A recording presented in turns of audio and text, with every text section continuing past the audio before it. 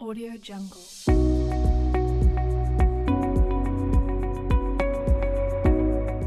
Бременоста е една од најдинамичните фази во животот на една жена, поврзана со мноштво телесни и емоционални промени.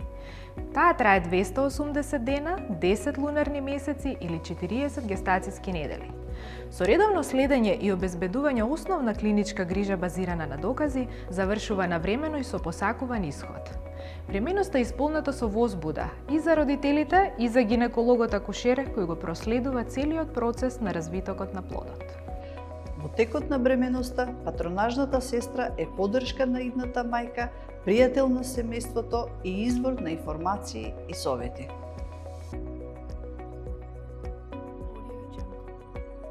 Во бременоста нутритивните потреби на мајката значително се променети. Затоа, особено е важна правилната и балансирана исхрана. Треба да се консумира повеќе зеленчук, овошје, житарки, зрнеста храна и месо, кои се богати извори на фолна киселина, јод, железо, магнезиум, витамин Д, калциум, витамин С. Треба да се избегнува морска риба и плодови, затоа што содржат жива, која во големи количини може да му наштети на развивањето на нервниот систем на бебето. Особено е значајна суплементацијата со фолна киселина, чиј недостиг во периодот на органогенезата може да предизвика дефекти на невралната туба.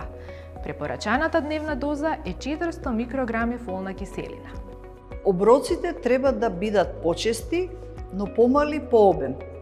Бремените жени не треба да јадат двојно повеќе, на нив им се потребни дополнителни 300 калории дневно.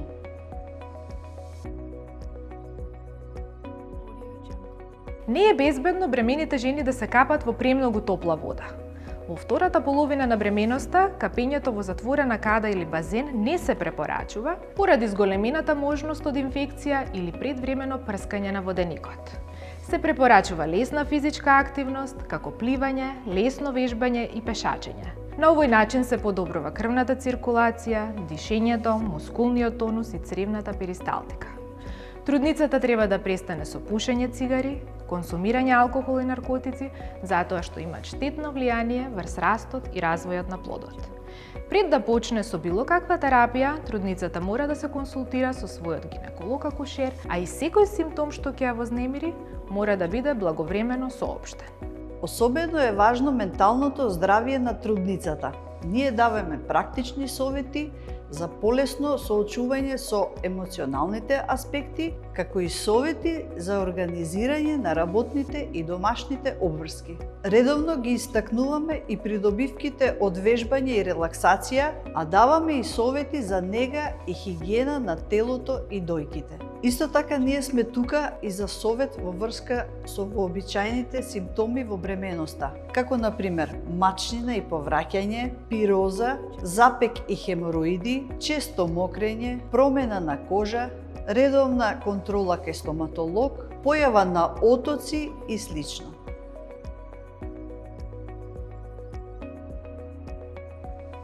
Во текот на бременоста треба да се направат 10 антенатални прегледи кај првородки, 7 кај повеќе родки. Кај високоризични бременности и по потреба бројот на прегледи е поголем.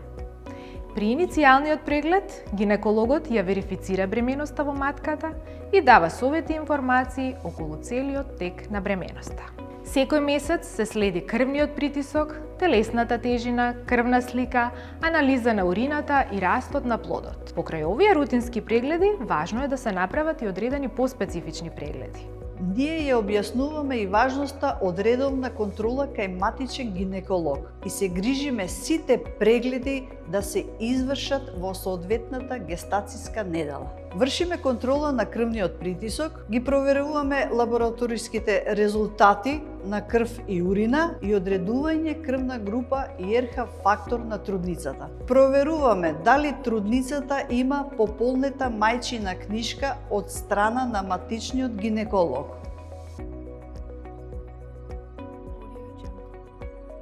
На крајот на првиот триместар, при полна 12-та гестацијска недела, Се земаат микробиолошки брисеви со цел да се утврди евентуално присуство на патогени бактерии и соодветен третман според антибиограм, што е од исклучителна важност, со цел да се избегнат многобројни компликации по мајката и плодот. Од 11 до 14 гестацијска недела се прави првиот скрининг со кој се одредува ризикот на плодот за хромозомски аномалии. Тој е всушност интегриран скрининг, односно комбинација од ултразвучен преглед и 2 биохемиски маркери во крвта на мајката. Од 18 до 22 гестацијска недела се прави ултразвучен скрининг, со кој, покрај тоа што се следи растот на плодот, главна задача е детална анализа на анатомијата на фетусот, поединечно на сите негови органи и исклучување на структурни аномалии. Во периодот од 24 до 28 гестацијска недела се прави тест за откривање на скриен шеќер или гестацијски дијабет. Во третиот триместар, од 28 гестацијска недела, со ултразвук се следи растот и развојот на бебето. Во текот на 10-тиот лунарен месец се почести контролите, а се прави и кардиотокограм со кој се регистрираат отчукувањата на срцата на бебето, а и постоењето, јачината, траењето и честотата на контракциите на матката и се овозможува проценка од страна на гинекологот за добросостојбата на плодот во матката, како и започнување на породувањето. Наша обврска е психофизичка подготовка за породување. Ги подготвуваме трудниците да го доживеат породувањето како природен процес. Ги информираме кои знаци да ги очекуваат како почеток на породување и кога да дојдат во породилиште. Правилното однесување на идната мајка, придржување на инструкциите и препораките на гинекологот акушер гарантира раѓање на здраво бебе.